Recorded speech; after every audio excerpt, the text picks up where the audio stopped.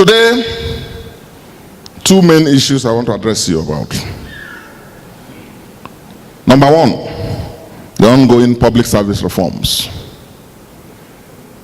And I want to make it clear. The public service reforms are here to stay. They are here to stay.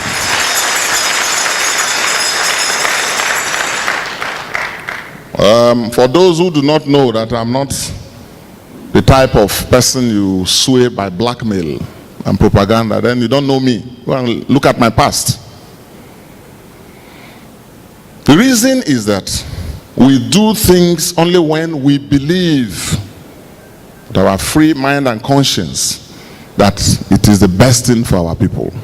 So once I come to that decision that it is in the best interest of our people, not me, then it's difficult. You can only sway me with superior reason.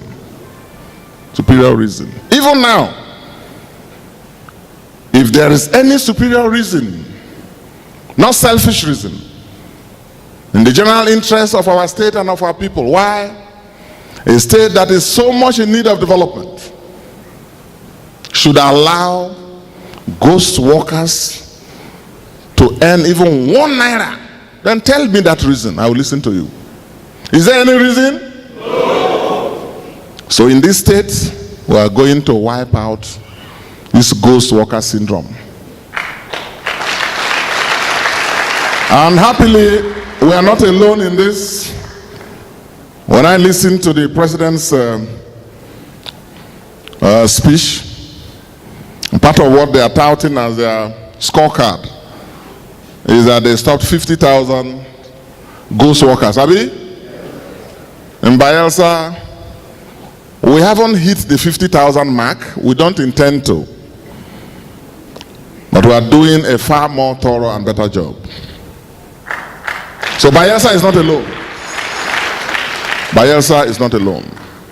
The federal government itself is doing it. And I know states, our neighboring states, some have removed even as much as 20,000 people. And guess what? You haven't heard of a whisper.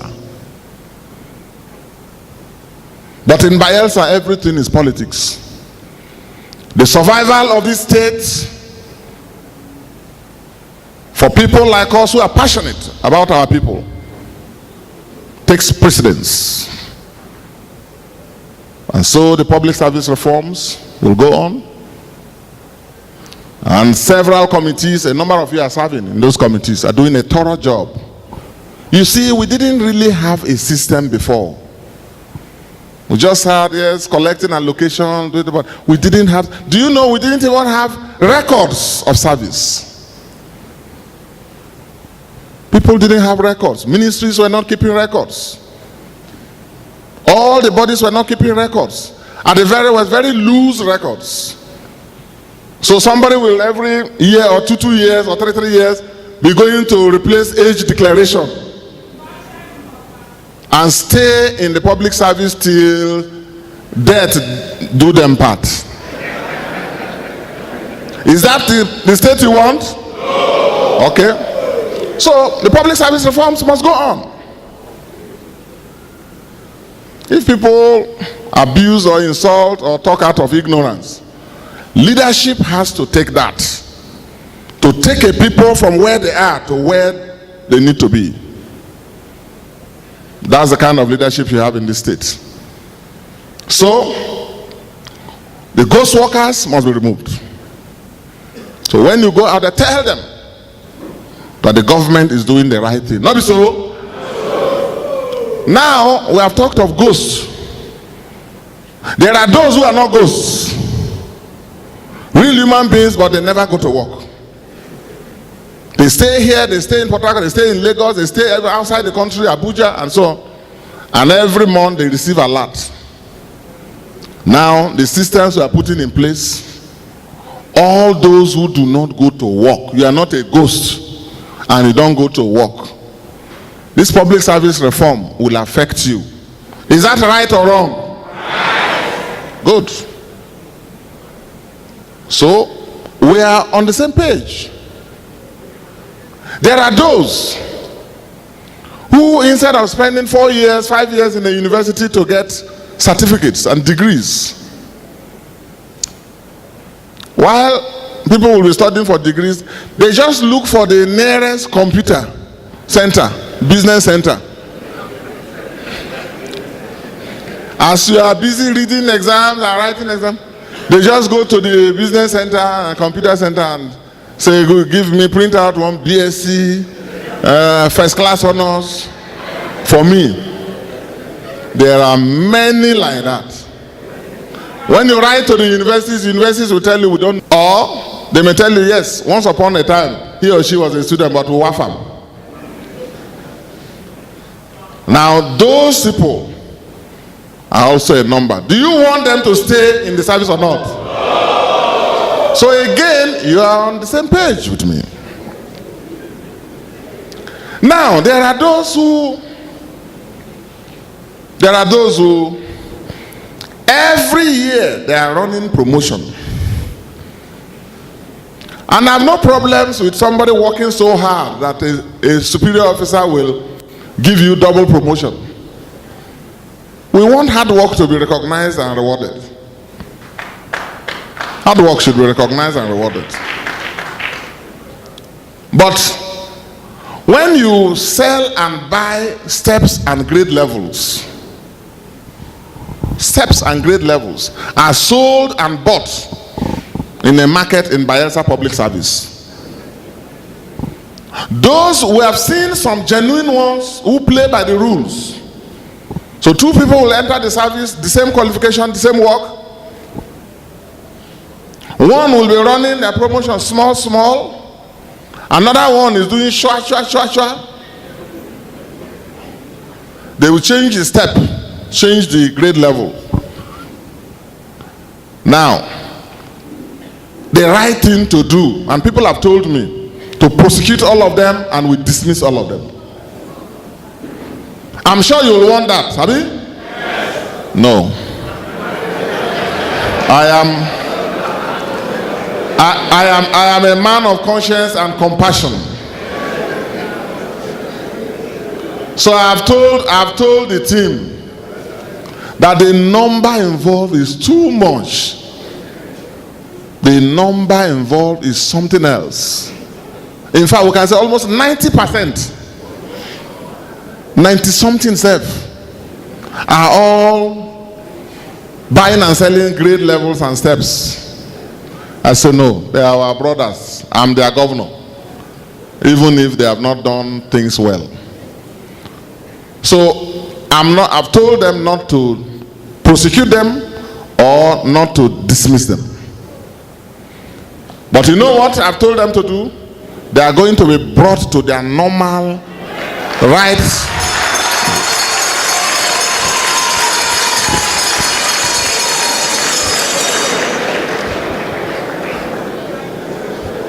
I know you are all clapping that we are not dismissing or prosecuting them. But people should know that there are consequences for illegal conduct and misbehavior. And they should be prepared to take responsibility. But this one, we have decided to say, let my people go. And then sin no more. They should go, but sin no more. So as we speak, every file of the civil servant, public officer in this state have set up committees that are looking at them. Every one of them. Everyone, painstakingly, they will take a file. Your name is John Andrew. Your age is this. They look at your face. Your degree is this. They will note it. Will write to the university to confirm. You came in as a grade level this. After 2-3 years, you were meant to have been this. And they trace you, every promotion you have got, every step, grade level, till where you are. And we check the salary you are receiving now. If it is right, they will write the correct one for you. Say, okay. If you have been unfairly treated, Because there are people that have reported to me that were unfairly treated. I say correct their promotions for them, upgrade them. To show that this exercise is not to punish anybody, but is to normalize the system once and for all, okay? But if instead of collecting salary of 100,000, you do chua and you are earning 200 and something thousand, we will say, okay, don't sack him, don't prosecute him. Now we're not even many. Put you at the 100,000 naira. And you need to see the preliminary report I have received. It's appalling. I'm ashamed. And that's the kind of public service we have in Bayelsa. So when you go out there and people talk about Governor Dickson, they sack. I don't sack people, but if you sack yourself, don't call me. Yes.